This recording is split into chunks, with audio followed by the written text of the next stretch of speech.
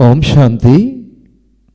আজকে 27শে জানুয়ারি 2026-এ বাবার অমূল্য মহাবাক্য শুনব। এই মহাবাক্যে বাবা বলেছেন, মিষ্টি বাচ্চারা, প্রতি পদে শ্রীমত অনুসারে চলো, না হলে মায়া দেউলিয়া করে দেবে। এই চোখ খুবই ধোকা দেয়, একে খুবই সাবধানে রাখো। আজকের মুরলি থেকে প্রশ্ন, কোন বাচ্চাদের দিয়ে মায়া অনেক বিকর্ম করায়? যজ্ঞে বিঘ্ন রূপ হয় কারা? তার উত্তরে বাবা বলছেন, যাদের নিজেদের জন্য অহংকার থাকে তাদের দিয়ে মায়া অনেক বিকর্ম করিয়ে নেয়। এই রকম মিথ্যা অহংকার যাদের থাকে তারা মুরলিও পড়ে না। এই রকম অবহেলা করার জন্য মায়া থাপ্পড় লাগিয়ে ওয়ার্থ নট এ পেনি অর্থাৎ মূল্যহীন করে দেয়। যজ্ঞে বিঘ্ন রূপ হলো তারা, যাদের বুদ্ধিতে পরচর্চার কথা অর্থাৎ ঝগমুই থাকে।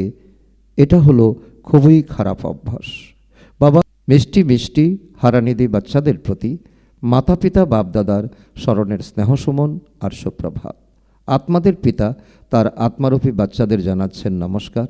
আমরা আত্মারূপী সন্তানরা আমাদের মাতা পিতা বাপদাদাকে জানাই স্মরণের স্নেহসুমন, সুপ্রভাত ও নমস্কার।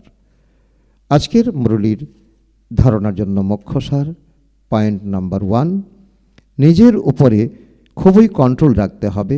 শ্রীমতের ব্যাপারে কখনো বেপরোয়া হতে নেই, খুবই সতর্ক থাকতে হয়, কখনো কোনো নিয়মের উল্লঙ্ঘন যেন না হয়।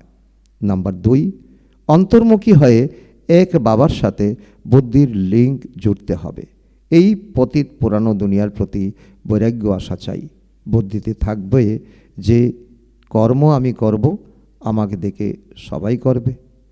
আজকের বাবার বরদান বাচ্চাদের প্রতি, জ্ঞানের পয়েন্টগুলোকে প্রতিদিন রিভাইজ করে সমাধান স্বরূপ হওয়া বেগমপুরের বাদশাহ ভব।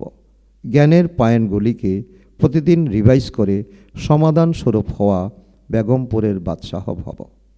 জ্ঞানের পয়েন্টস যেগুলিকে ডায়েরিতে অথবা বুদ্ধিতে থাকে সেগুলিকে প্রত্যেক দিন রিভাইজ করো আর সেগুলিকে অনুভবে নিয়ে আসো। তাহলে যে কোনো প্রকারের সমস্যা সহজেই সমাধান করতে পারবে। কখনো ব্যর্থ সংকল্পের হ্যামারের দ্বারা সমস্যার পাথরগুলিকে ভাঙতে সময় নষ্ট করো না। ড্রামা শব্দের স্মৃতির দ্বারা হাই জাম্প দিয়ে এগিয়ে চলো। পুনরায় এই পুরানো সংস্কার তোমাদের দাস হয়ে যাবে। কিন্তু সবার আগে বাদশাহ হও, সিংহাসনধারী হও। আজকের স্লোগান, প্রত্যেককে সম্মান দেওয়াই হলো সম্মান প্রাপ্ত করা। প্রত্যেককে সম্মান দেওয়াই হলো সম্মান প্রাপ্ত করা।